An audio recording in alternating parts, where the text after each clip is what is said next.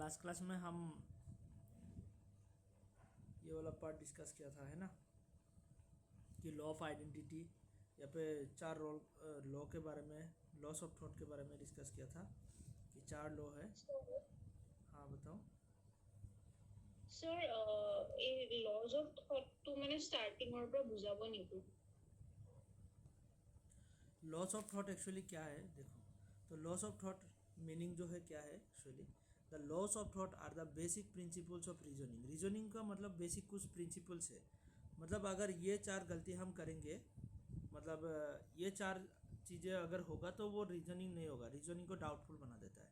Okay, तो इसलिए बोला जाए लॉस ऑफ थॉट। हम जो मतलब रीजनिंग जब करते हैं वहाँ पे हम क्या करते हैं, मतलब थिंकिंग करते हैं, थॉट करते हैं ना। The law of thought are the basic principles of reasoning. Reasoning का कुछ मतलब बेसिक प्रिंसिपल्स है। They are universal principle, self evident है, okay, can not be denied without using them. मतलब बेसिक है बट इसको हम डिनाई नहीं कर सकते। Okay, the classical logic is build upon three fundamental laws, sometimes fourth is added. Okay, तो मतलब क्लासिकल लॉजिक में तीन लॉ के बारे में बताया गया है, बट समटाइम चार लॉ भी आ जाता है। ओके, लॉस ऑफ थॉट मतलब ये क्या करता है, जो रीजनिंग है उसको मतलब क्या करता है, मतलब अगर ये वाला लॉ हम फॉलो नहीं करेंगे तो रीजनिंग जो है वो डाउटफुल हो जाता है। डाउटफुल मतलब ऐसा हो जाता है कि कंफ्यूजिंग रीजनिंग हो जाता है, मतलब। ओके, तो लॉस ऑफ आइडेंटिटी पहले वाला जो है लॉ, वो है law of identity. A is ए, मतलब ए जो है वो ए ही है।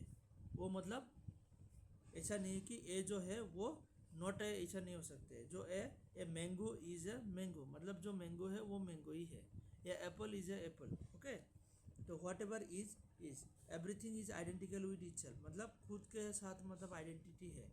Okay, a things must be what it is, not something else. मतलब a mango is a coconut, तो ऐसे तो नहीं हो सकता है। जो मैंगो है वो मतलब कोकोनट है, वो तो नहीं हो सकते। मैंगो जो है वो मैंगो ही है, मतलब इसको बोला जाता है law of thought, sorry law of identity. Identity okay, तो यहाँ पर एग्जांपल भी है तुम्हारा, a mango is mango. If we call mango if we call a mango and apple, तो यहाँ पर क्या हो जाएगा, रीजनिंग बिकम्स कंफ्यूज। ओके, मतलब कंफ्यूजन आ जाएगा रीजनिंग में। ओके, जो मैंगो है वो फिर एप्पल कैसे बन रहे हैं, है ना। उसके बाद लॉ ऑफ नॉन कॉन्ट्राडिक्शन। जो नॉन कॉन्ट्राडिक्शन का लॉ है, A can not be both A and not A, मतलब ए जो है वो can not be both A and not A, मतलब ए भी है नॉट ए भी है, तो ऐसे तो नहीं हो सकते, है ना।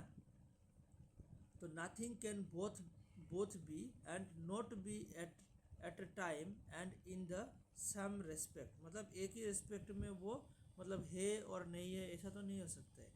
या statement can not both true and false at the same time, तो एक स्टेटमेंट को हम एक साथ ट्रू एंड फॉल्स दोनों बोल सकते क्या, this statement is true and again you telling the कि this statement is not true, तो ये तो मतलब नहीं हो सकता है ना। तो अगर ये स्टेटमेंट ट्रू होगा, नहीं तो नॉट ट्रू होगा या तो फॉल्स होगा, है ना। तो इस टाइप का होता है। द मेडिसिन इज पॉइजनस, तो मेडिसिन जो है, मेडिसिन को पॉइजनस बोला जा रहा है, और यहाँ पर and this medicine is not poisonous, मतलब सेम टाइम में हम दोनों को एक साथ नहीं बोल सकते। मेडिसिन जो है वो पॉइजनस भी है और नॉन पॉइजनस भी है, तो ये तो नहीं हो सकते, या तो पॉइजनस होगा नहीं तो अनपॉइजनस होगा, तो दोनों में से मतलब एक होगा। यह है second law. Next third law क्या है, लॉ ऑफ एक्सक्लूडेड मिडल, मतलब मिडल एक्सक्लूडेड, मतलब जो मिडल पॉइंट है उसको एक्सक्लूड किया जाता है, आइदर ए और नॉट ए, तो एवरीथिंग मस्ट आइदर बी और नॉट बी। तो यहाँ पर देखो क्या है, between being and non being there is no middle state, तो यहाँ पर कोई मिडल स्टेट नहीं है। ओके, मिडिल स्टेट में मतलब नहीं हो सकता, किस टाइप का है देखो, ए स्टेटमेंट इज आइदर ट्रू और फॉल्स, मतलब या तो ट्रू है नहीं तो फॉल्स है, तो nothing in between true and false, तो ट्रू एंड फॉल्स के बिटवीन नहीं हो सकता है। तो ये समझ लो ट्रू है या फॉल्स है, ट्रू ट्रू या तो ट्रू होगा नहीं तो फॉल्स होगा, तो ट्रू के बीच में नहीं हो सकता है, ट्रू एंड फॉल्स के बीच में। For example the patient is alive, यहाँ पर एक एग्जाम्पल है कि पेशेंट इज अलाइव, पेशेंट जो है वो जिंदा है, फिर तुम बोल रहे हो कि the patient is not alive, तो इनके मतलब मिडिल पे कोई वैल्यू, मतलब मिडिल स्टेट हम सोच सकते हैं क्या कि पेशेंट जो है वो जिंदा भी है और मरा भी है, तो इसका तो कोई मिडिल स्टेट नहीं है ना। तो इसलिए इसको बोला जाता है कि law of excluded middle. Middle को एक्सक्लूडेड किया गया है, there is no third option, यहाँ पे कोई थर्ड ऑप्शन मतलब एक्सेप्ट नहीं किया जाता है। नेक्स्ट, समटाइम्स जो 4 नंबर को हम ऐड करते हैं वो है लॉ ऑफ सफिशिएंट रीजन, मतलब ये प्रतीच्य समुत्पाद जैसा ही कंसेप्ट है बुद्धिस्ट का, वो प्रतीच्य समुत्पाद है ना, every event has an cause, तो उसी टाइप का है ये। तो नथिंग एग्जिस्ट और हैपन विदाउट सफिशिएंट रीजन, मतलब सफिशिएंट रीजन बगैर मतलब कुछ नहीं होता है, सबका मतलब एक सफिशिएंट रीजन होता ही है। There must be a reason why something is true और फॉल्स और एग्जिस्ट और हैपेंस, मतलब something is true something is false, तो ट्रू होने का भी एक रीज़न होगा, फॉल्स होने का भी रीज़न होगा, एग्जिस्ट होने का एंड नॉन एग्जिस्टेंस होने का भी मतलब रीज़न होगा। For example patient has fever, तो पेशेंट को मतलब फीवर है, तो फीवर जो है वो मतलब कुछ तो रीज़न है ना, फीवर तो ऐसा ही नहीं हो सकता है, या तो तुम्हारा वहाँ पे क्या हो गया, there must be a cause of infection हुआ है, नहीं तो इन्फ्लेमेशन हुआ है, तो कुछ ना कुछ मतलब कंडीशन होगा जिसके लिए मतलब उसका फीवर हुआ है। ओके, तो मतलब एक सफिशिएंट रीजन, प्रतीच्य समुत्पाद जो है ना कि every event has an cause, ठीक वैसे ही है ये। बुझियो पारिछे ना, समझ में आया पूरा कंसेप्ट। तो ये 4 लॉ है एग्जाम में, मतलब वो क्या पूछता है एग्जाम में, हमारा पूछता है वैसे एग्जाम्पल देता है, एग्जाम्पल दे के ये 4 लॉ का नाम दे देगा और वहाँ से पूछता है। वैसे क्वेश्चन आया है, तुम लोग को पता चलेगा, वैसे प्रीवियस ईयर क्वेश्चन में है, loss of thought, loss of identity. Sir এই লজ অফ থটটো মানে এক্স্যাক্টলি কোনটো বস্তুৰ পাৰ্ট হয়, মানে লজিকৰ মানে কোনখিনি ये মানে आर्गुमेंट का पार्ट है, আৰ্গুমেন্টৰ লগত आर्गुमेंट প্ৰপজিশনৰ লগত কেনেকে মানে आर्गुमेंट, ये part of argument.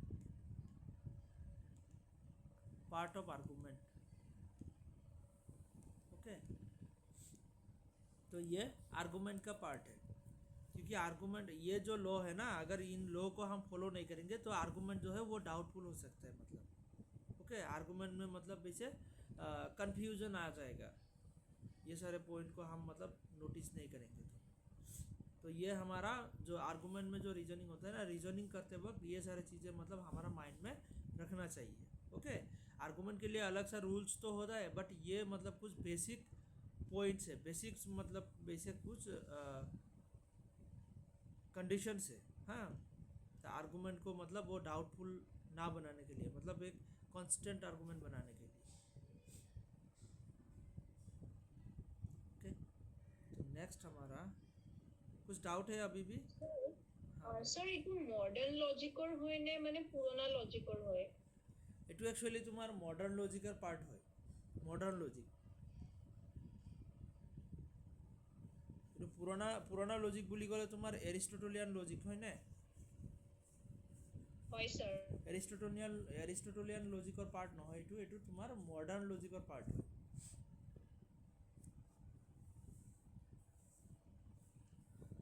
Loss of থটটো তোমাৰ মডাৰ্ণ লজিকৰ পাৰ্ট, এৰিষ্টটলিয়ান লজিকত এয়া নাথাকে।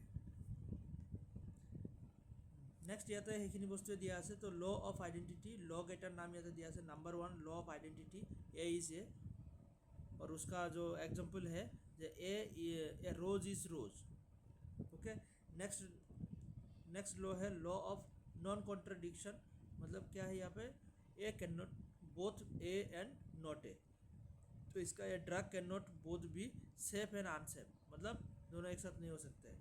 नंबर 3 पे था लॉ ऑफ एक्सक्लूडेड मिडल, मतलब मिडिल पॉइंट को, मिडिल स्टेट को डिनाई किया गया है, आइदर ए और not A.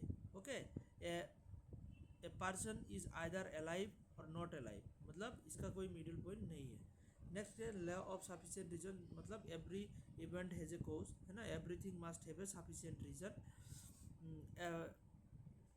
Fever must have a cause, fever का मतलब ऑब्वियसली कोज होगा, किसी ना किसी रीजन से मतलब फीवर हुआ है। तो ये एग्जांपल से ही एक क्वेश्चन पूछता है वैसे। तो ये हो गया लॉस ऑफ थॉट का पार्ट। हाँ, तो तो यहाँ से हम डिस्कस करने वाले थे नेक्स्ट क्लास में। तो यहाँ पर हमारा प्रोपोजिशन के बारे में तो वैसे तुम लोगों को सबको पता ही है कि ए, E, I and O 4 type का प्रोपोजिशन होता है ना। प्रोपोजिशन होता है 4 टाइप का। तो ए प्रोपोजिशन को यूनिवर्सल एफर्मेटिव बोला जाता है, यूनिवर्सल एफर्मेटिव। ई प्रोपोजिशन को यूनिवर्सल निगेटिव, आई प्रोपोजिशन को particular affirmative and O proposition को पार्टिकुलर निगेटिव। और ये एग्जांपल हम कैसे ले सकते हैं, ए प्रोपोजिशन जो है ऑल है से स्टार्ट होता है, ई प्रोपोजिशन नो से, आई प्रोपोजिशन छाम से एंड ओ प्रोपोजिशन छाम प्लस नॉट दोनों होता है ना। तो ऐसा है। तो यहाँ पर डिस्ट्रीब्यूशन जो है, तो ए प्रोपोजिशन में क्या डिस्ट्रीब्यूटेड होता है, ये एग्जाम में पूछता है, एग्जाम के लिए बहुत इंपॉर्टेंट है। पेपर 1 एंड पेपर 2 दोनों के लिए इंपॉर्टेंट है। तो ए प्रोपोजिशन में सब्जेक्ट डिस्ट्रीब्यूटेड, ई प्रोपोजिशन में सब्जेक्ट प्रेडिकेट दोनों डिस्ट्रीब्यूटेड, आई प्रोपोजिशन में neither subject nor predicate distributed and वो प्रोपोजिशन में only predicate distributed and subject undistributed. तो लास्ट क्लास में हम लोगों ने शायद ये देखा था क्या लास्ट क्लास में? স্যার এইখিনি পৰা নতুনকে স্টাर्ट হ'ব গৈ আছিলে। अच्छा। तो डिस्ट्रीब्यूशन का जो कंसेप्ट है, डिस्ट्रीब्यूशन एक्चुअली क्या है वो तुम लोगों को पता है ना, कि डिस्ट्रीब्यूशन मतलब क्या है। डिस्ट्रीब्यूशन एक्चुअली क्या होता है, तो मैं ऐड कर रहा हूँ, हाँ एक पेज ब्लैंक पेज ऐड कर रहा हूँ।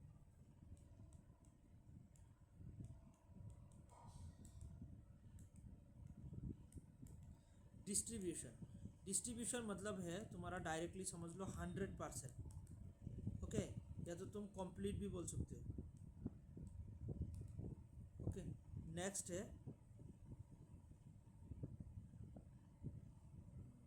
100% मतलब self complete.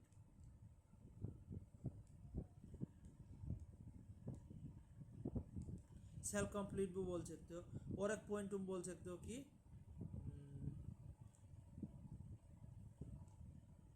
Not the part of others. Okay, मतलब दूसरे का कोई पार्ट नहीं है। 100% है, खुद से 100% है, खुद से कंप्लीट है, मतलब किसी के ऊपर डिपेंड नहीं करता है। सेल्फ कंप्लीट है मतलब खुद से ही मतलब कंप्लीट है। और not the part of others. Okay, दूसरे का मतलब पार्ट नहीं है। तो इस टाइप का होता है डिस्ट्रीब्यूशन, मतलब ऐसे समझो। ओके, एक्चुअली डिस्ट्रीब्यूशन मतलब जो कि 100% होता है उसको ही डिस्ट्रीब्यूटेड माना जाता है। तो डिस्ट्रीब्यूशन हमारा 4 प्रोपोजिशन होता है, A, E, I, O. A proposition, E proposition, I proposition and O proposition. 4 type का प्रोपोजिशन है ना।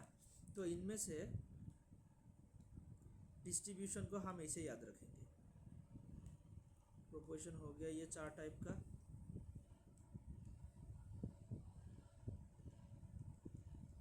प्रोपोजिशन इसमें है सब्जेक्ट, इसमें है प्रेडिकेट। ओके, तो इसको याद रखने का टेक्निक देखो। ए प्रोपोजिशन में क्या डिस्ट्रीब्यूटेड होता है, ए प्रोपोजिशन में सब्जेक्ट डिस्ट्रीब्यूटेड, प्रेडिकेट अनडिस्ट्रीब्यूटेड। ई प्रोपोजिशन में सब्जेक्ट प्रेडिकेट दोनों डिस्ट्रीब्यूटेड। आई प्रोपोजिशन में क्या है, इसको हम देखेंगे एक्चुअली रीजन क्या है। यहाँ पर तो ऊपर हम लोगों ने लिखा है कि कंप्लीट है, सेल्फ कंप्लीट है, not the part of others, है ना। आई प्रोपोजिशन में दोनों में से एक भी डिस्ट्रीब्यूटेड नहीं है।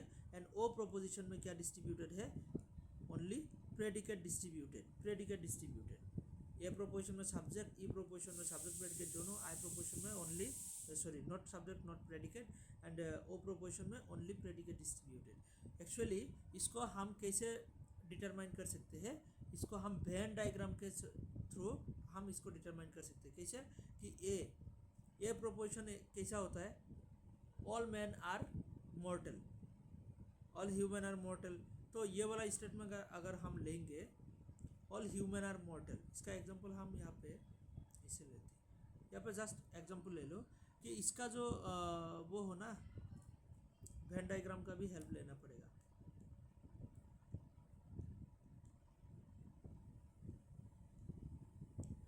वेन डायग्राम का भी हम हेल्प लेते तो ही मतलब समझ में आएगा। ए प्रोपोजिशन कैसा होता है, ऑल मेन आर मॉर्टल। तो यहाँ पे सब्जेक्ट है मैन और मॉर्टल है प्रेडिकेट, है ना, सब्जेक्ट एंड प्रेडिकेट। ठीक वैसे ही ई प्रोपोजिशन में नो मेन आर मॉर्टल, तो यहाँ पर भी सब्जेक्ट प्रेडिकेट है ना। आई प्रोपोजिशन में क्या है, सम मेन आर मॉर्टल। ठीक वैसे ही वो प्रोपोजिशन में क्या है, some men are not mortal. तो यहाँ तक तो हम लोगों को पता है कि ये है प्रोपोजिशन का स्टेटमेंट। एग्जांपल्स हम लोगों ने ले लिया। तो सब्जेक्ट क्या है, ये है सब्जेक्ट, ये है प्रेडिकेट, ये है सब्जेक्ट, ये है प्रेडिकेट, ये है सब्जेक्ट, ये है प्रेडिकेट। तो यहाँ तक तो कोई डाउट नहीं है। तो हम ये प्रोपोजिशन का वेन डायग्राम कैसे बनाते हैं, उनमें से हमारा डिस्ट्रीब्यूशन का कंसेप्ट क्लियर होगा। ये प्रोपोजिशन का वेन डायग्राम हम कैसे बनाते हैं, all men are mortal. All men, जितना मेन है वो किसके अंदर है, मॉर्टल के अंदर है। All men are mortal. Subject जो है वो प्रेडिकेट के अंदर होता है।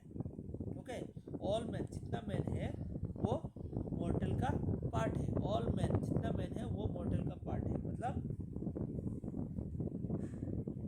All man are mortal. तो ऑल मैन, मैन जो है वो हम बनाएंगे मैन। Okay, all man. तो ऑल मैन जो है वो किसके अंदर आ जाएगा, मॉर्टल के अंदर आ जाएगा।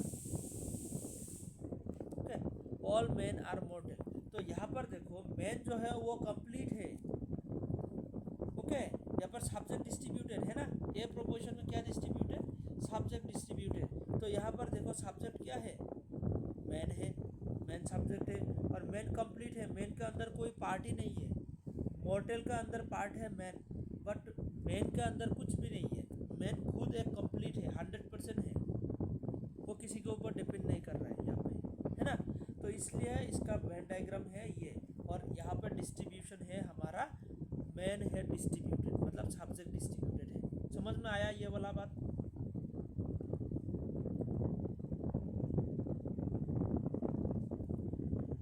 Yes sir. संकीम, समझ में आया। पहले से ये सारी चीज़ें पता है ना तुम लोग को। Yes sir. डिस्ट्रीब्यूशन वाला कंसेप्ट पहले से पता है, वैसे पता है क्या। Yes sir. तो ऐसे होता है मतलब डिस्ट्रीब्यूशन। ठीक वैसे ही हमारा यहाँ पर कहाँ चला गया, हाँ ये। तो नो मैन आर मॉर्टल। तो यहाँ पर इसका डायग्राम कैसे बनेगा देखो। तो यहाँ पर सब्जेक्ट प्रेडिकेट दोनों डिस्ट्रीब्यूटेड, मतलब इसका डायग्राम बनेगा नो मैन, मैन का सर्कल एंड मॉर्टल का सर्कल अलग अलग है।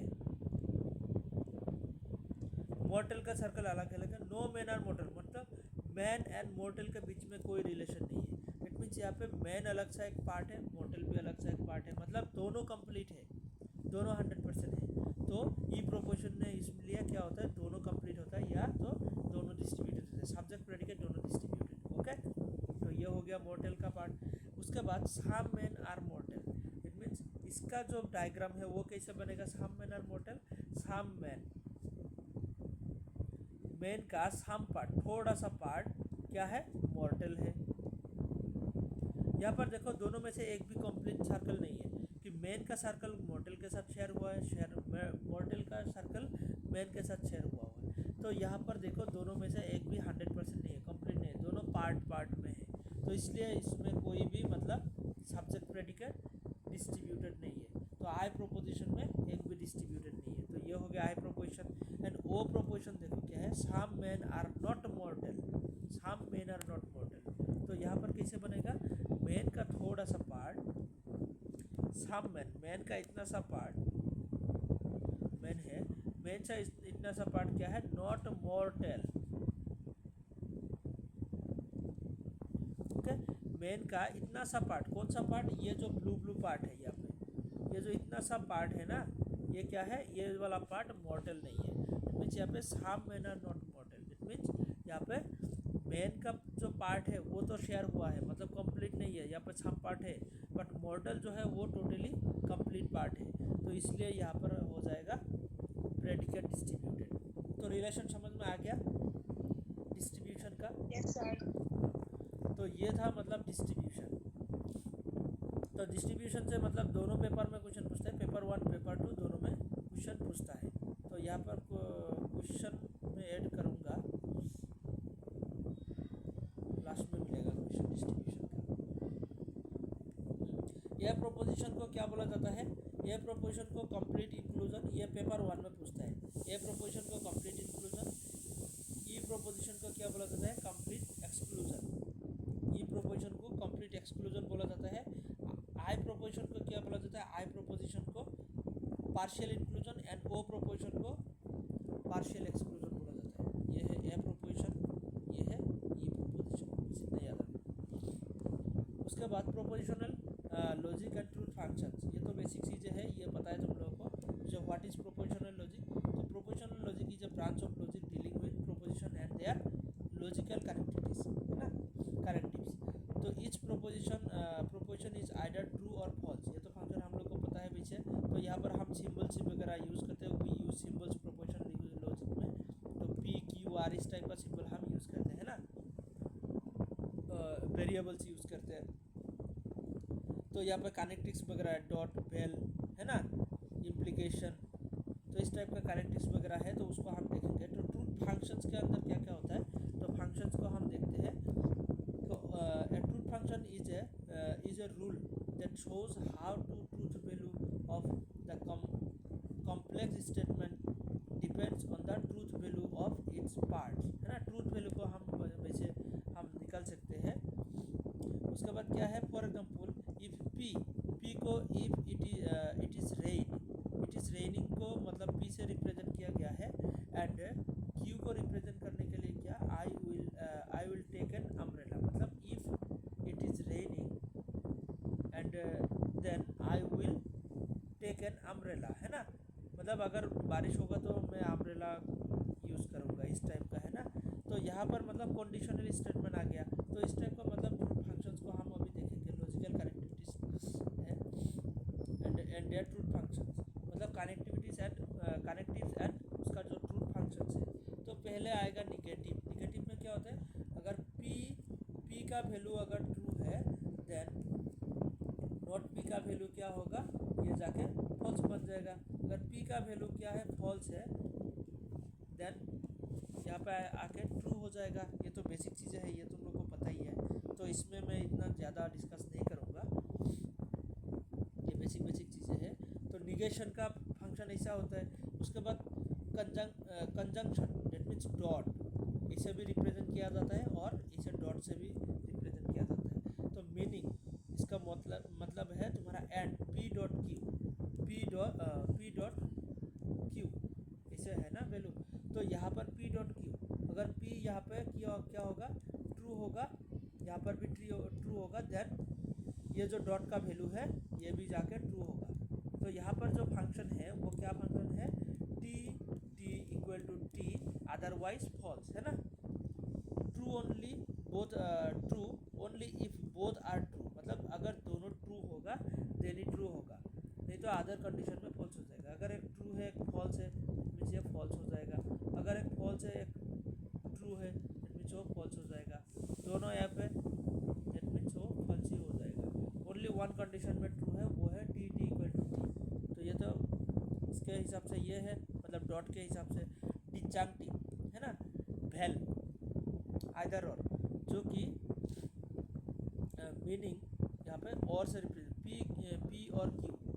तो यहाँ पर क्या होता है, truth if at least one is true, मतलब दोनों में से अगर एक ट्रू है तो मतलब वो ट्रू होगा। फॉर एग्जाम्पल यहाँ पे का जो फंक्शन होता है वो कैसा होता है, एफ इक्वल टू एफ होता है, बस एफ इक्वल टू एफ। बाकी जो कंडीशंस है, टी एफ होगा तो भी ट्रू होगा, टी होगा तो भी ट्रू होगा, एफ टी होगा तब भी जाके ट्रू ही होगा। मतलब ओनली एफ कब होगा, एफ इक्वल टू एफ। तो यहाँ पर था टी इक्वल टू टी, यहाँ पर F equal to F. Next implication, जिसको ऐसे रिप्रेजेंट किया जाता है ना, इसे भी हम मतलब यूज़ करते हैं, हमारे क्वेश्चन में भी से ऐसे ही आता है। तो मीनिंग इफ एंड देन, मतलब conditional, only false if P is true but Q is false, मतलब T F equal to F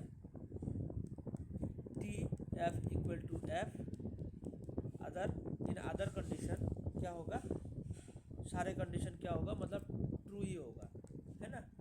F होगा तो ही मतलब जाके एफ होगा, तो T T equal to T होगा, एफ एफ इक्वल टू तब भी मतलब टी ही होगा। ऐसे कंडीशन है तो टी एंड एफ होगा तो ही जाके एफ होगा, है ना। ये सारे बेसिक चीज़ें हैं, तो इतना मतलब ये तो पता है ना तुम लोग को वैसे, तो लॉजिक का बेसिक चीज़ें है। मेरे हिसाब से ये डिस्कस करने की इतना ज़रूरत नहीं है। चाहिए क्या तुम लोग को, और एक ही फंक्शन बाकी है। तो बायो कंडीशनल जो कि मतलब क्या है, इसे हम यूज़ करते हैं ना बायो कंडीशनल। तो meaning if P and only if Q, तो ट्रू कब होगा, अगर दोनों एक साथ ट्रू होगा तो जाके ट्रू होगा, दोनों एक साथ फॉल्स होगा तभी जाके ट्रू ही होगा। मतलब if both are same, okay, both are same मतलब बोथ ट्रू होने से और बोथ एफ होने से मतलब ट्रू होगा, इन अदर कंडीशन फॉल्स होगा। तो इसी कंडीशन से तो ये था मतलब हमारा 5 कनेक्टिव एंड उसका जो फंक्शंस है, ट्रूथ फंक्शंस वगैरह, ओके। यहाँ तक तो कोई डाउट नहीं है शायद, ये तो बेसिक चीज़ें था, हम मतलब वो हायर सेकेंडरी से ही मतलब पढ़ के आया है ना। ये जो ट्रूथ फंक्शंस वाला कंसेप्ट है मास्टर डिग्री में भी मतलब आता है थोड़ा। স্যার আপনার ভয়েসটা ভালকে আহা নাই। कुछ तो आना ही नहीं कि भाल के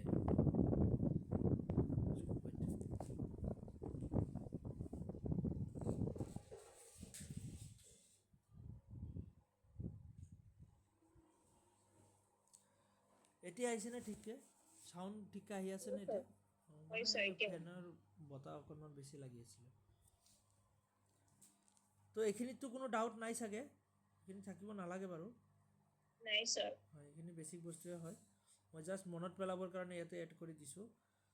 तो यहाँ पर कुछ एग्जाम्पल्स है, इसको देख लेना, वैसे बेसिक चीज़ें है ये। Argument and argument forms, what is an argument? तो आर्गूमेंट क्या है वो तो हम लोगों ने लास्ट क्लास में डिस्कस कर भी लिया है।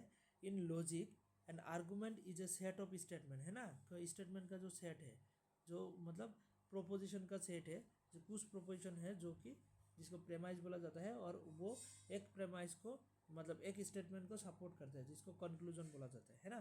Premise that means gives the reason और एविडेंस, प्रेमाइज जो है वो एविडेंस देता है, कंक्लूजन जो है वो क्या है, is that follows from the premises, premise से मतलब फॉलो करता है, ड्रॉ करता है ना।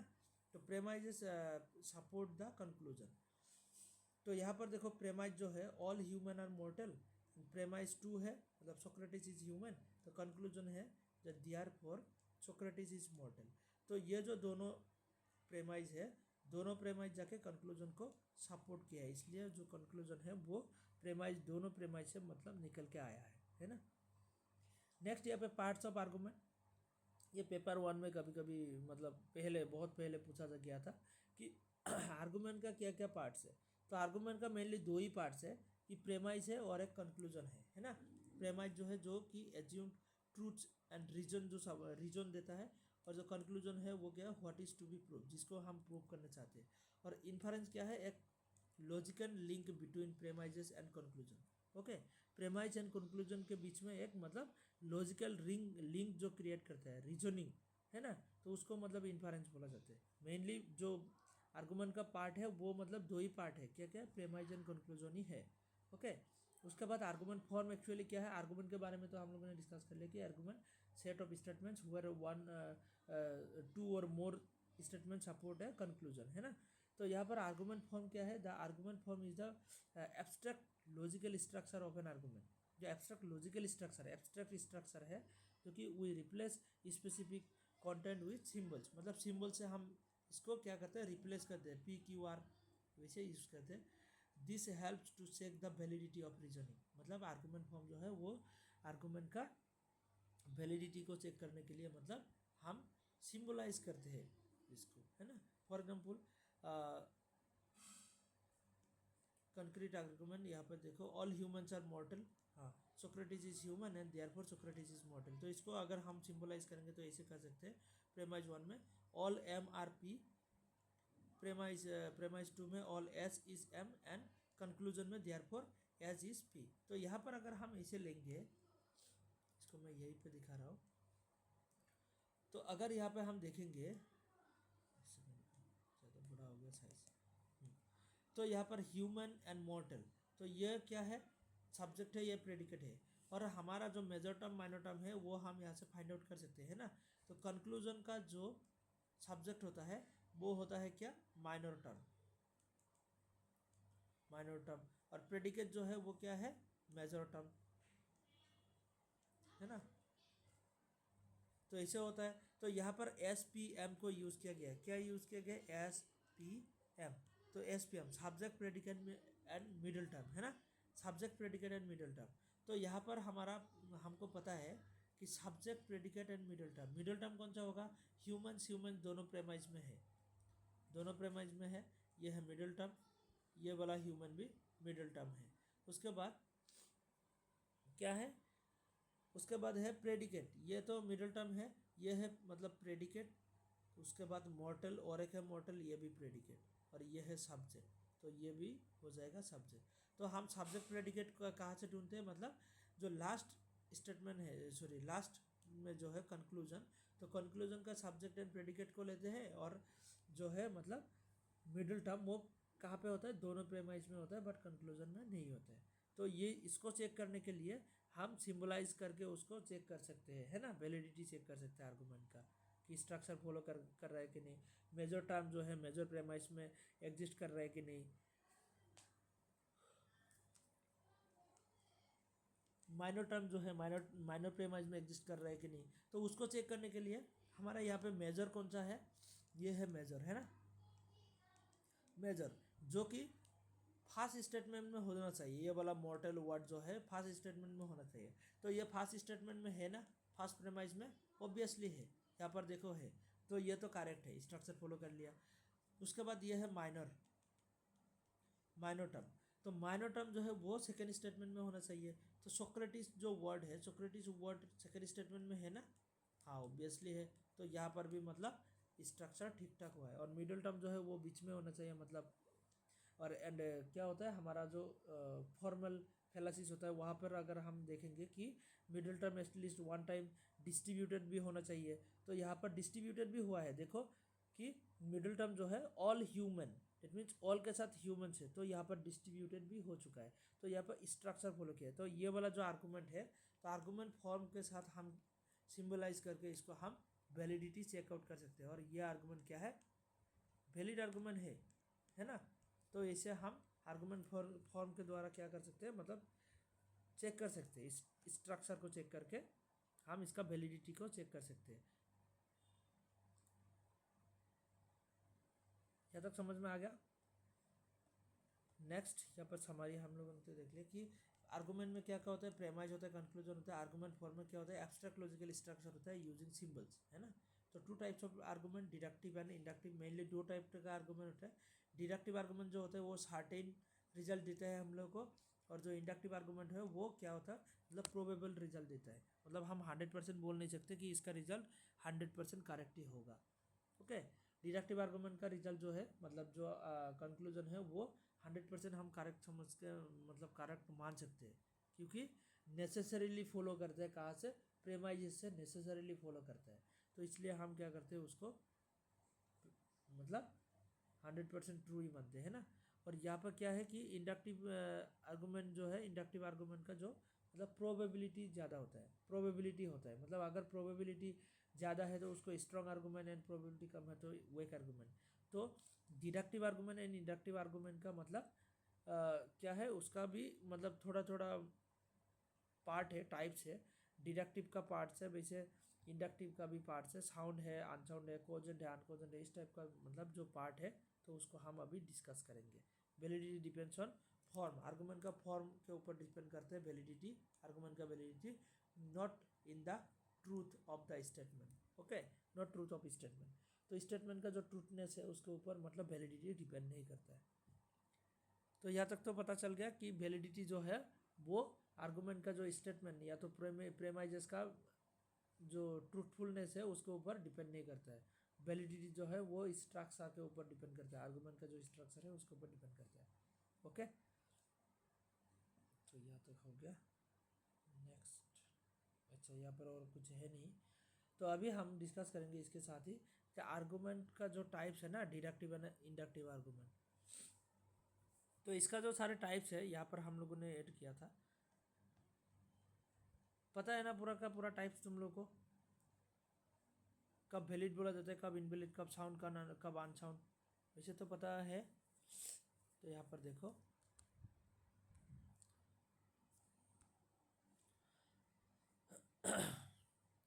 तो आर्गुमेंट जो है, आर्गुमेंट तो क्या है वो तो हम लोग को पता है कि आर्गुमेंट कलेक्शन ऑफ स्टेटमेंट्स है ना, प्रेमाइजेस, स्टेटमेंट और प्रेमाइजेस इंटेंडिंग टू सपोर्ट और इंटर ए क्लेम और कंक्लूजन को सपोर्ट करने के लिए कौन सी स्टेटमेंट्स है। इस स्टेटमेंट हैज है और हैज़ ट्रू और फॉल्स है ना।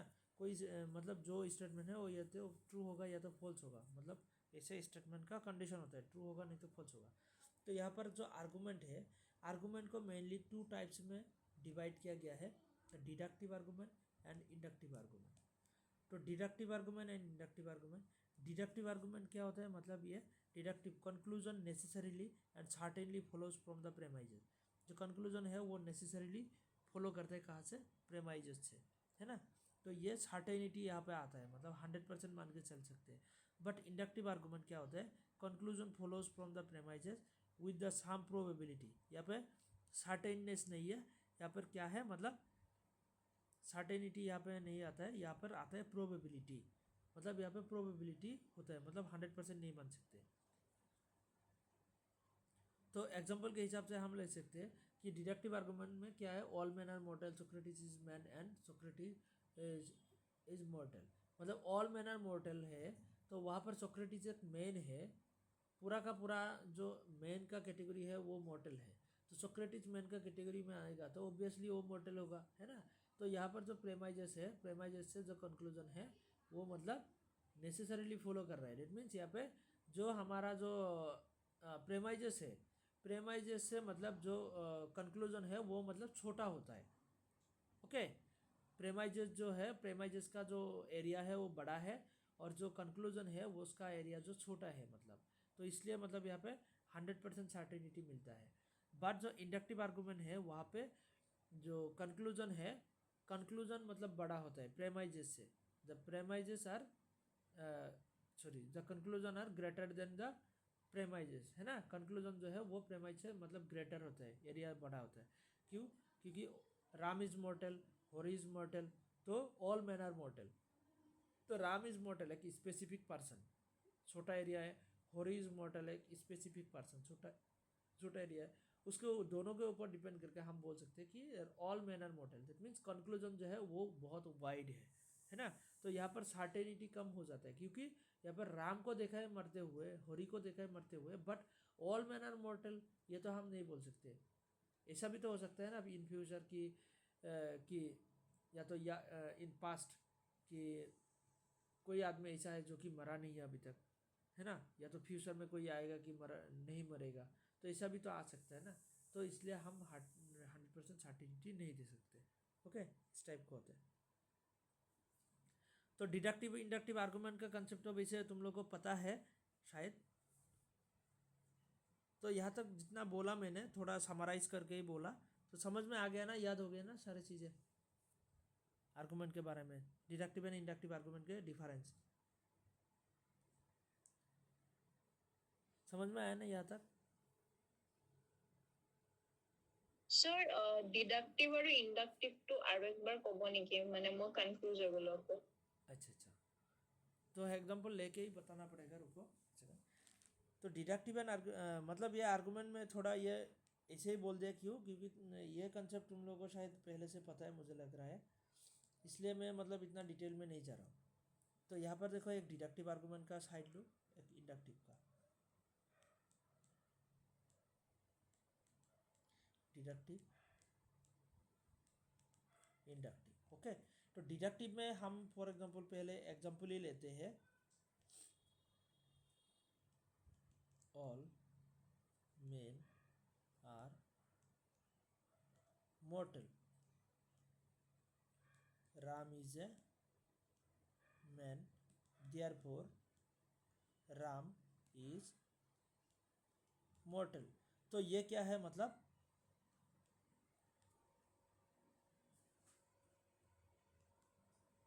100%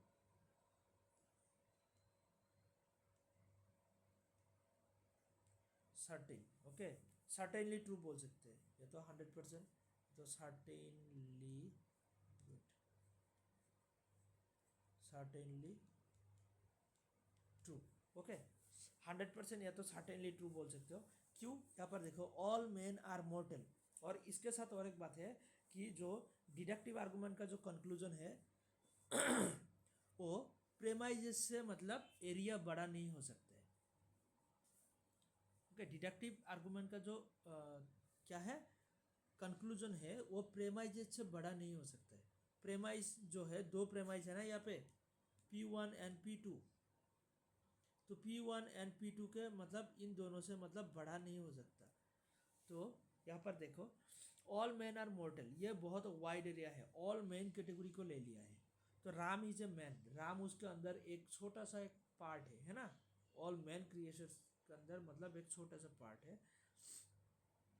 और उसके बाद राम इज मॉर्टल, उसके ऊपर डिपेंड करके बोल सकते हैं हम कि राम इज मॉर्टल। तो यहाँ पर जो एरिया है कंक्लूजन का, यह बहुत छोटा है, और प्रेमाइस का एरिया जो है वो बहुत बड़ा है, मतलब ओके है ना।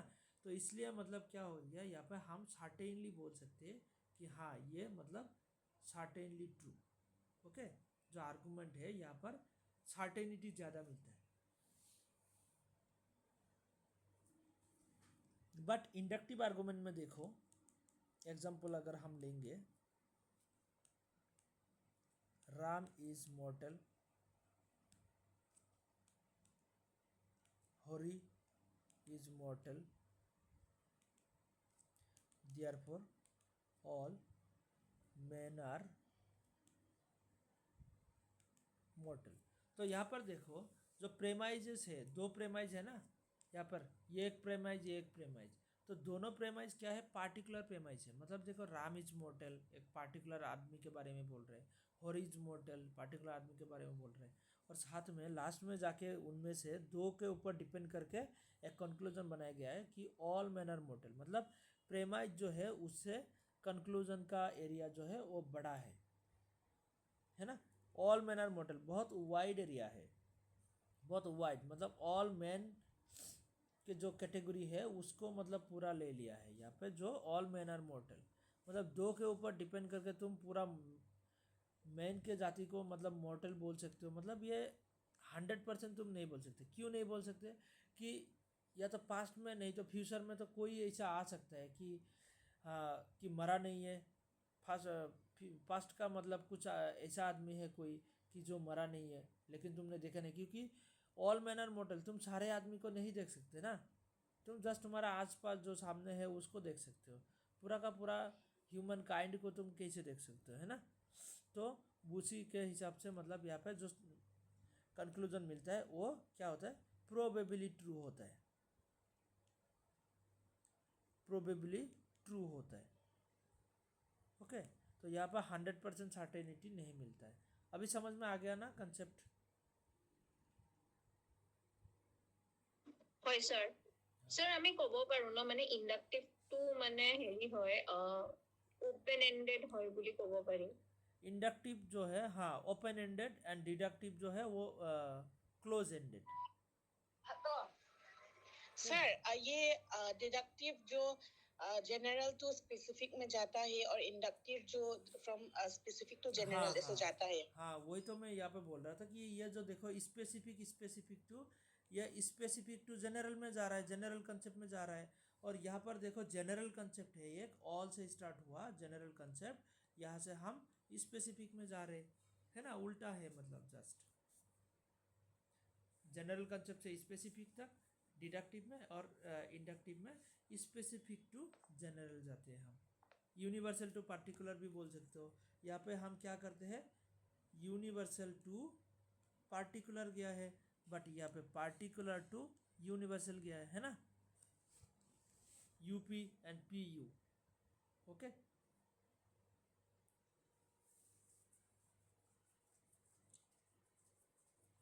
समझ में आया ना यहाँ तक?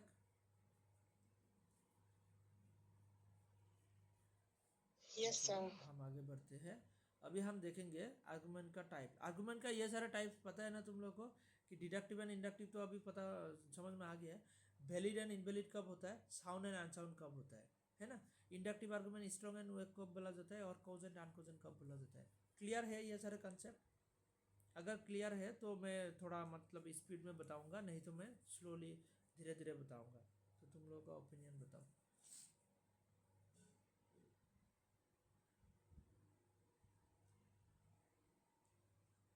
डिटेल में बताना है क्या, या शॉर्टकट बता दो, जस्ट रिकॉल करने के लिए। शॉर्टकट में बता दीजिए। श्रावस्ती तुमको क्लियर है ना कंसेप्ट वैसे? হয় স্যার। हाँ, तो ठीक है। तो डिडक्टिव से हम स्टार्ट करते हैं। डिडक्टिव आर्गुमेंट दो टाइप का हो सकता है, एक वैलिड और एक इनवैलिड, है ना। तो वैलिड कब होगा, अगर जो स्ट्रक्चर है आर्गुमेंट का, जो आर्गुमेंट फॉर्म है या तो आर्गुमेंट स्ट्रक्चर है, अगर स्ट्रक्चर को ठीक ठाक से फॉलो कर रहा है और जो कंक्लूजन है वो प्रेमाइजेस से मतलब नेसेसरीली ड्रॉ कर रहा है, डेट मीन्स उसको वैलिड माना जाएगा। और कुछ कंडीशंस भी है ना, फॉर्मल कंडीशंस कुछ भी है, मतलब उसको अगर ठीक ठाक से फॉलो करेगा, स्ट्रक्चर को फॉलो करेगा, देन उसको वैलिड माना जाएगा। और इनवैलिड कब होगा, अगर स्ट्रक्चर को फॉलो नहीं करेगा देन ऑब्वियसली इनवैलिड हो जाएगा। तो वैलिड आर्गुमेंट जो है वो फिर साउंड हो सकते हैं एंड अनसाउंड हो सकते हैं। वैलिड आर्गुमेंट को साउंड कब बोला जाता है, अगर जो आर्गुमेंट में जो स्टेटमेंट यूज़ किया गया है, प्रेमाइजेस यूज़ किया जाता है, वो अगर रियल लाइफ में ट्रू है, क्या है, साउंड कब होगा, इफ रियली ट्रू।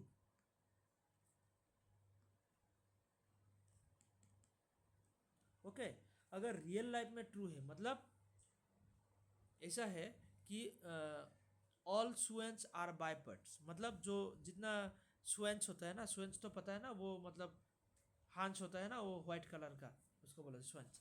तो स्वेंस आर बाइपर्ड्स मतलब दो पेड़ वाला होता है। तो ये रियल लाइफ में सच है ना। तो ये मतलब आर्गुमेंट क्या हो जाएगा, साउंड हो जाएगा, है ना। अनसाउंड कब होगा, all all swans are four pats, ऐसा आ गया। बाइपर्ड्स या तो फोर पैट्स आ गया, मतलब चार चार पैर वाला है बाइप। और स्वेंस जो है वो चार पैर वाला होगा क्या, नहीं होगा, वो अनसाउंड हो जाएगा। मतलब स्टेटमेंट जो है वो अगर रियली ट्रू है, रियल लाइफ में ट्रू है, मतलब रियल लाइफ से मतलब कंसिस्टेंसी है, तो उसको साउंड बोला जाएगा। एंड अनसाउंड कब बोला जाएगा, मतलब कंसिस्टेंसी नहीं है रियल लाइफ के साथ, मतलब झूठ बोला गया है, मतलब रियली एग्जिस्ट ही नहीं करता है, तो उसको अनसाउंड बोला जाता है। ओके, तो प्रेमाइज अगर साउंड है, मतलब वो रियल लाइफ में सच है, तो वो साउंड, एंड रियल लाइफ में सच नहीं है तो वो unsound. Okay, really not true, really not true. Okay, next क्या है, इनवैलिड आर्गुमेंट जो है ना, वो ऑलवेज अनसाउंड ही होता है, मतलब उसको अनसाउंड ही माना जाता है। तो अनसाउंड का मतलब तो हम लोग को पता ही है, सेम कंसेप्ट कि रियली नॉट ट्रू। ठीक वैसे ही इंडक्टिव आर्गुमेंट को स्ट्रॉन्ग एंड वीक माना जाता है। स्ट्रॉन्ग कब होगा, जब जो प्रेमाइजेस जो है ना, 2 3 4 प्रेमाइजेस है, अगर प्रेमाइजेस जाके कंक्लूजन को स्ट्रॉन्गली सपोर्ट कर रहा है, दैट मीन्स वो आर्गुमेंट स्ट्रॉन्ग है। अगर स्ट्रॉन्गली सपोर्ट नहीं कर रहा है, दैट मीन्स वो वीक है। तो इसका एग्जांपल हम ले सकते हैं कि स्ट्रॉन्गली कब सपोर्ट करता है और वीकली कब सपोर्ट करता है। समझ लो क्लास, यहाँ पे क्लास में 10 स्टूडेंट हैं, 10 स्टूडेंट को मैं ये आर्गुमेंट के बारे में सिखा रहा हूँ। तो इनमें से 8 स्टूडेंट बोल रहे हैं कि हाँ सर का टीचिंग मेथड अच्छा है, हम लोग को समझ में आ रहा है। तो 8 स्टूडेंट ऐसे बोल रहे हैं, और बाकी जो 2 स्टूडेंट बोल रहे हैं कि हाँ हम लोग को समझ में नहीं आ रहा है, सर क्या बोल रहे हैं, हम लोग को समझ में नहीं आता, सर का टीचिंग मेथड अच्छा नहीं है। तो यहाँ पर जो मतलब स्ट्रॉन्गनेस एंड वीकनेस का कंसेप्ट आ जाएगा कि सपोर्टिंग किसका ज़्यादा है, मतलब प्रायोरिटी, मतलब 8 स्टूडेंट सपोर्ट कर रहे हैं कि मेरा टीचिंग पसंद आ गया है, तो यहाँ पर स्ट्रॉन्ग कौन सा साइड होगा, मतलब यहाँ पे जिसको सपोर्ट कर रहा है, मतलब टीचिंग मेथड अच्छा है, सर का टीचिंग में हम लोग को पसंद आया है, कि वो हो जाएगा मतलब स्ट्रॉन्ग साइड, है ना। और दूसरा है वीक साइड, मतलब जो मतलब सपोर्टिंग कम आ रहा है। तो यहाँ पर ठीक वैसा ही कंसेप्ट है कि अगर प्रेमाइजेस स्ट्रांगली सपोर्ट कर रहा है, दैट मीन्स उसको strong argument, and weakly support कर रहा है, दैट मीन्स वो weak argument. And cogent and uncogent concept ठीक वैसा ही है, स्ट्रॉन्ग आर्गूमेंट कोजेंट भी हो सकता है एंड अनकोजेंट भी हो सकता है। तो कोजेंट कब होगा, स्ट्रॉन्ग आर्गूमेंट कोजेंट कब होगा, जब रियल लाइफ में ट्रू, रियली ट्रू होगा, the strong and all premises are true, मतलब रियली ट्रू होगा, ये भी सेम कॉन्सेप्ट, रियली ट्रू। अगर रियली ट्रू होगा तो देन उसको कॉजेंट बोला जाता है। और ये कब, जब इंडक्टिव आर्गूमेंट के हिसाब से, मतलब इसको कॉजेंट माना जाता है। और जब रियली नॉट ट्रू होता है, not true, okay, really not true होता है, देन उसको अनकॉजेंट माना जाता है। और वेक आर्गूमेंट ऑलवेज अनकॉजेंट ही माना जाता है। तो यहाँ से ना एग्जाम में क्वेश्चन पूछता है, किस टाइप का क्वेश्चन पूछता है, वो पेपर 1 में ज़्यादातर क्वेश्चन ऐसा आता है। रुको एक second, blank page. Statement 1, statement 2 ऐसे क्वेश्चन आते हैं, S1, S2, ओके। तो S1 में क्या आया कि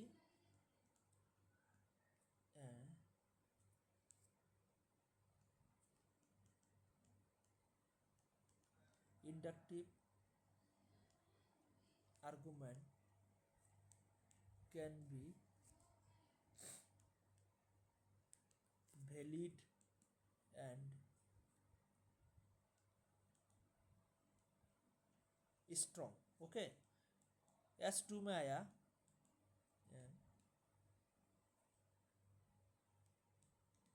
deductive argument can be invalid and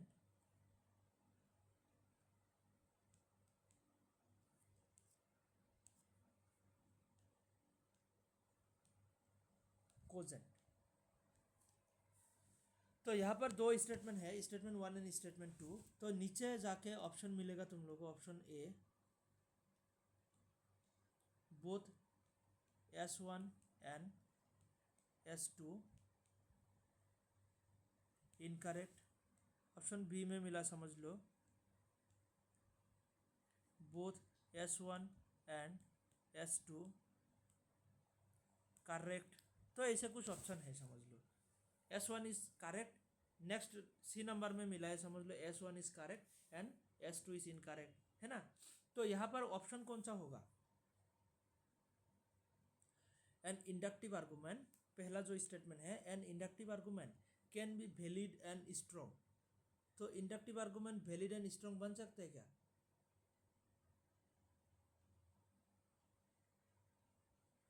mic on करो। स्ट्रॉन्ग नहीं हो सकता। नहीं हो सकता है। इंडक्टिव आर्गूमेंट में वैलिड का कंसेप्ट ही नहीं आता है। वैलिड का कंसेप्ट जो है वो तो डिडक्टिव आर्गूमेंट का है। तो यहाँ पर फर्स्ट कंडीशन में ही मतलब वो हो जाएगा, वैलिड भी है और स्ट्रॉन्ग भी है, ये तो नहीं हो सकते, मतलब ये तो गलत है। एंड दूसरा स्टेटमेंट देखो, and deductive argument can be invalid and cogent. Deductive argument जो है वो इनवैलिड भी हो सकते हैं, कोजेंट भी हो सकते हैं। मतलब हो सकता है क्या? हाँ, ये तो मतलब इनवैलिड एंड कोजेंट तो हो सकते हैं, मतलब इनवैलिड डिडक्टिव आर्गूमेंट का ही कंसेप्ट है, कोजेंट भी डिडक्टिव आर्गूमेंट का कंसेप्ट है क्या? इसको ना मैं कोजेंट नहीं साउंड देता हूँ, हाँ, कंफ्यूज नहीं हो ना, साउंड, कोजेंट एंड साउंड, ये हो सकता है क्या? And no sir. Deductive argument can be cogent, can be invalid and sound, नहीं, ये भी नहीं हो सकता है। क्योंकि क्यों नहीं हो सकता है? क्योंकि अगर इनवैलिड है तो वो तो अनकोजेंट ऑब्वियसली हो ही जाएगा, ऑब्वियसली सॉरी अनसाउंड होगा, है ना। कोजेंट अनकोजेंट इंडक्टिव में आता है। तो ये डिडक्टिव आर्गूमेंट तो वैलिड इनवैलिड हो सकता है, बट अगर इनवैलिड है तो वो साउंड नहीं हो सकता कभी। तो इस टाइप का क्वेश्चन पेपर 1 में बहुत मतलब रिपीटेशन होता है, ओके। लॉजिकल रीजनिंग का क्वेश्चन आता है, तो कभी कभी हमारा फिलोसफी पेपर में भी आता है ऐसा टाइप क्वेश्चन, हाँ। तो इसको याद रखना, इस टाइप का क्वेश्चन बनता है। हाँ, ये तो अभी अभी हमारा हो गया। तो यहाँ पर लॉजिक आर्गूमेंट क्या है इसके बारे में यहाँ पे डिस्कस किया गया है, व्हाट इज एन आर्गूमेंट। तो आर्गूमेंट के बारे में ऑलरेडी तुम लोगों को सारी चीज़ें पता ही है। तो आर्गूमेंट में क्या क्या होता है, प्रेमाइज एंड कंक्लूजन होता है, ऑलरेडी ये चीज़ें हम लोगों ने देख के आया। तो प्रेमाइज क्या है, कंक्लूजन क्या है, इसको थोड़ा देख लेना, सेल्फ स्टडी कर लेना ये सारे पॉइंट, इन्फरेंस। तो यहाँ पर ना तुम्हारा क्या मिलेगा, standard form of an argument. तो स्टैंडर्ड फॉर्म के बारे में तुम लोग को पता है, standard form of an argument, standard form के बारे में पता है ना, आर्गुमेंट का स्टैंडर्ड फॉर्म? सर जितु स्ट्रक्चरल आर्गुमेंट बने हेतुए स्टैंडर्ड यस, फॉर्म न आर्गुमेंट का जो स्टैंडर्ड फॉर्म है वो क्या है, जो कि आर्गुमेंट का स्ट्रक्चर है। कौन सा structure? Middle term in the sorry major term in the major premise, minor term in the minor premise and middle term in both the premises. तो यही है मतलब आर्गुमेंट का स्ट्रक्चर। ओके, यहाँ पर देखो, ऑल मेन आर मॉर्टल, ये क्या है? उसके पहले हम कंक्लूजन पे जाते हैं। सोक्रेटिस इज मॉर्टल, सोक्रेटिस जो है ये क्या है? Minor term. मॉर्टल जो है ये क्या है? मेजर टर्म, है ना, minor term and major term. तो यहाँ पर मेजर टर्म जो है वो मेजर प्रेमाइज में है क्या? ये प्रेमाइज 1 जो है ये मेजर प्रेमाइज है, प्रेमाइज 2 जो है ये माइनर प्रेमाइज है। तो मेजर टर्म मेजर प्रेमाइज में है क्या? मॉर्टल मॉर्टल, हाँ ये तो यहाँ पर है, ये तो करेक्ट है। ठीक, सोक्रेटिस जो है वो सेकंड प्रेमाइज में है क्या? हाँ ये सोक्रेटिस यहाँ पर है। इट मीन्स यहाँ पर तो दोनों मतलब major term and minor term दोनों major premise and minor premise ठीक ठाक जगह पे है। और मॉर्टल जो है सॉरी यहाँ पे जो मैन जो है, तो मैन मैन कॉमन टर्म है, मतलब मिडिल टर्म है, तो मिडिल टर्म प्रेमाइज में ही आना चाहिए, कंक्लूजन में तो नहीं आएगा। तो यहाँ पर ये जो है आर्गुमेंट स्टैंडर्ड फॉर्म में है, this is called standard form. Okay, तो ये है standard form. Major term major premise में, माइनर टर्म माइनर प्रेमाइज में, एंड मेजर टर्म जो है वो सॉरी मेजर प्रेमाइज जो है वो फर्स्ट प्रेमाइज 1 में आना चाहिए, और माइनर प्रेमाइज जो है वो सेकंड प्रेमाइज में आना चाहिए। बस यही है आर्गुमेंट का स्ट्रक्चर, और इसको ही बोला जाता है standard form of an argument. Okay, तो इसके बारे में इतना हम नहीं देखेंगे, इससे कंसेप्ट समझ में आ गया। डिडक्टिव एंड इंडक्टिव के बारे में यहाँ पे डिफरेंस वगैरह है, तो यहाँ पे देख लेना कि प्रेमाइजेस क्या होता है, कंक्लूजन कैसा होता है ना, ये सारी चीज़ें ऑलरेडी। वैलिडिटी एंड साउंडनेस के बारे में ऑलरेडी बता दिया हम लोगों ने, वही सारी चीज़ें यहाँ पे मतलब डिटेल में दिया हुआ है, इसको देख लेना। लॉजिकल रीजनिंग एंड आर्गुमेंट, ये आर्गुमेंट का जो डिडक्टिव आर्गुमेंट का, ये नॉट डिडक्टिव, ये इंडक्टिव, ये इंडक्टिव है, डिडक्टिव लिखा गया गलती से। ओके, तो आर्गुमेंट के बारे में यहाँ पे पूरा कंसेप्ट हो गया। उसके बाद देखो यहाँ पे कुछ है कि वैलिडिटी एंड साउंडनेस, तो ये आर्गुमेंट का कंसेप्ट यहाँ पे हो गया। तो नेक्स्ट हम स्क्वायर ऑफ अपोजिशन के बारे में, वैसे तो पता है तुम लोगों को, क्लियर है ना concept square of opposition? Square of opposition का पार्ट क्लियर है ना? तुम्हारा 4 रिलेशन होता है ना यहाँ पे, ए ई आई एंड ओ, है ना। ऐसा क्रॉस रिलेशन जो होता है इसको क्या बोला जाता है? कॉन्ट्राडिक्टरी, है ना।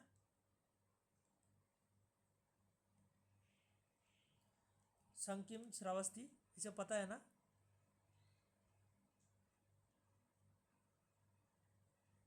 Yes sir. हाँ, कॉन्ट्राडिक्टरी। तो ए एंड ओ के बीच में जो है ये भी मतलब contradictory relation, and I and E के बीच में जो रिलेशन है ये भी कॉन्ट्राडिक्टरी रिलेशन।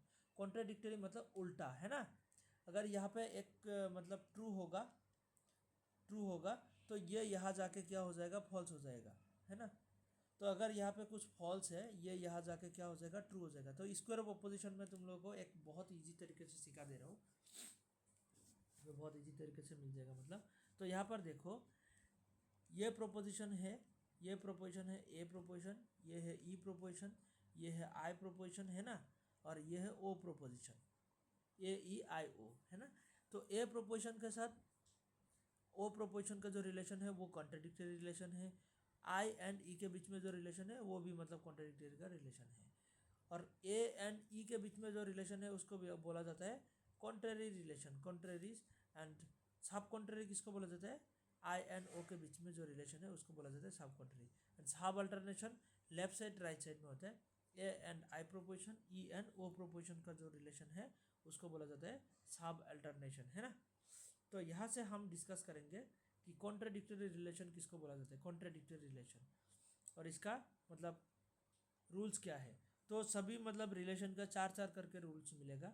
कॉन्ट्राडिक्टरी में क्या होता है, between universal affirmative and particular negative, मतलब universal affirmative and particular negative के बीच में होता है। क्यों क्यों यूनिवर्सल एफर्मेटिव, ए प्रोपोजिशन क्या होता है, universal affirmative and O proposition particular negative, है ना। उसके बाद यूनिवर्सल निगेटिव के साथ किसके साथ होता है, पार्टिकुलर एफर्मेटिव के साथ होता है। तो वही यहाँ पे लिखा है कि between universal affirmative and particular negative, ये पेपर दोनों पेपर के लिए इम्पोर्टेंट है। ओके, तो particular negative and universal affirmative के बीच में, and between the universal negative and particular positive के बीच में मतलब रिलेशन होता है। ये तो दो हो गया पॉइंट। नेक्स्ट यहाँ पर रूल्स क्या क्या है, रूल्स ऑफ कॉन्ट्राडिक्टरी। तो इफ वन इज ट्रू, अगर क्या होगा, अगर एक ट्रू होगा देन दूसरा जाके क्या बन जाएगा, फॉल्स बन जाएगा। If one is true then other will be false definitely. Second rules क्या है, if one is false then other will be true definitely, है ना। अगर एक फॉल्स होगा देन दूसरा जाके ट्रू होगा, एक ट्रू होगा तो दूसरा जाके फॉल्स हो जाएगा।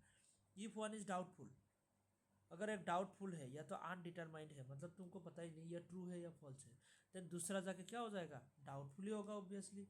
तो वहाँ पर और क्या हो सकता है, ट्रू ट्रू होगा तो फॉल्स होगा, फॉल्स होने से ट्रू होगा। तो यहाँ पर एक डाउटफुल है, तुमको पता ही नहीं ट्रू है या फॉल्स है, तो दूसरा भी डाउटफुल ही होगा। समझ में आ गया। तो ये तीन तीन कंडीशन होते हैं, both can not be true at the same time और both can not be false at the same time. तो यहाँ पर दोनों एक साथ, यहाँ तक हो गया, दोनों एक साथ मतलब ट्रू, दोनों एक साथ ट्रू नहीं हो सकते, दोनों एक साथ फॉल्स नहीं हो सकते। एक सेकंड रुको।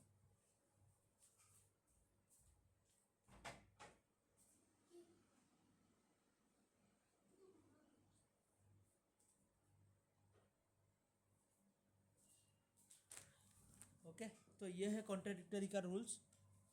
तो आज हम अप्लाई नहीं करेंगे, नेक्स्ट क्लास में हम इसका दो चार क्वेश्चन लेके हम बनाएंगे।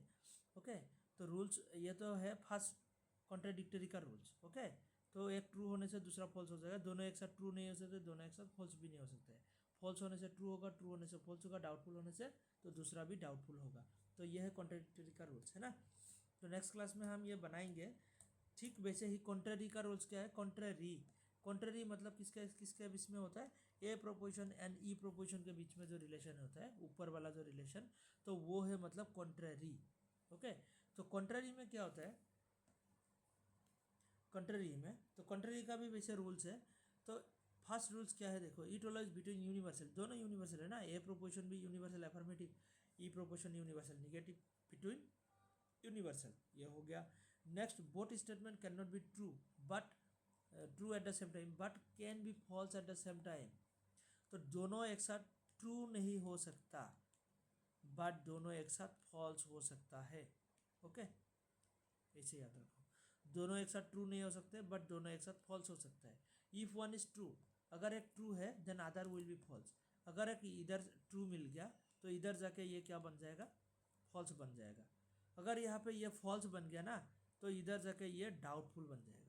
बस इतना ही चार रूल है, दोनों एक साथ ट्रू नहीं हो सकते, दोनों एक साथ फॉल्स नहीं हो सकते। If one is true then other will be false, if one is false then other will be doubtful.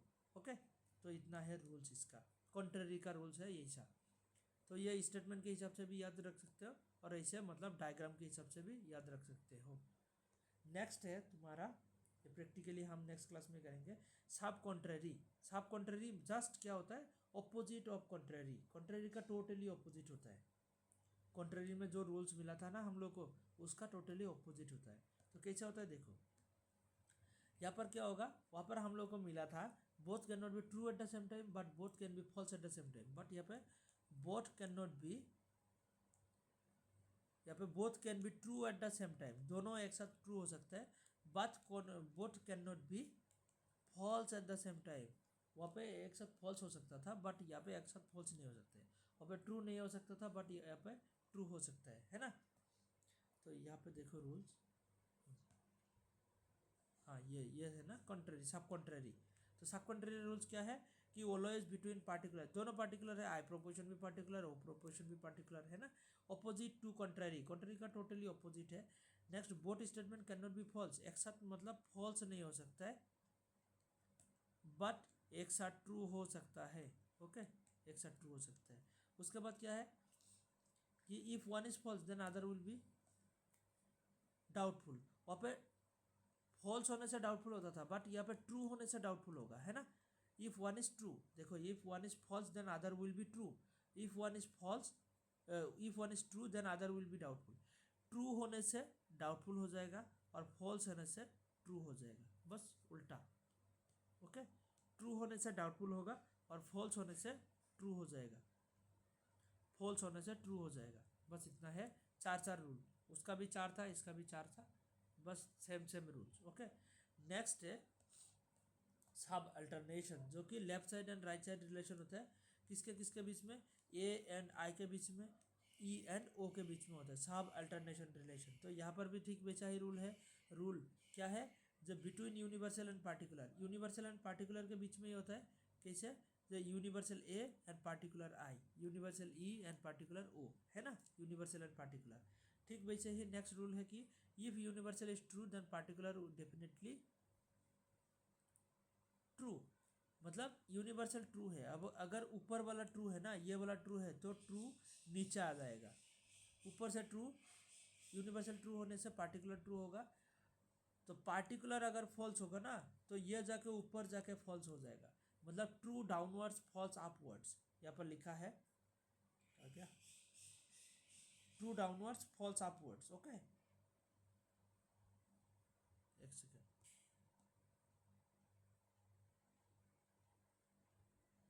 ये true downwards and false upwards. Okay, hello, बताओ। স্যাৰ মানে আমাৰ যে ট্ৰুথ টেবল খিনি যে আছিলে, हाँ ট্ৰুথ हाँ, টেবলৰ পৰা মানে নেটত মানে पेपर 2 क्वेश्चन আহে নে? মানে ट्रूथ टेबल का क्वेश्चन इतना नहीं बनता है, कभी कभी मतलब वो ऐसे पूछता है ट्रूथ टेबल। वैसे ट्रूथ टेबल का क्वेश्चन नहीं आता है, बट उसका नाम एक्चुअली मुझे याद नहीं आ रहा है। वो आता है तुम्हारा क्या,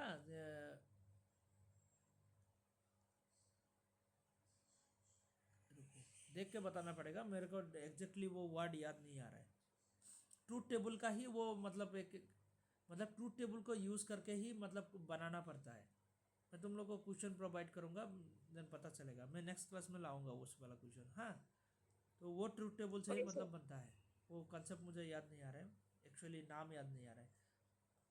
तो यहाँ पर क्या है, ट्रूथ अपवर्ड्स, ट्रूथ डाउनवर्ड्स है एंड फॉल्स अपवर्ड्स, मतलब ट्रू जो है ऊपर से नीचे आ जाता है और फॉल्स जो है वो नीचे से ऊपर चला जाता है। ओके, नेक्स्ट रूल क्या है? Universal is true then particular will be true, if universal is false then particular doubtful.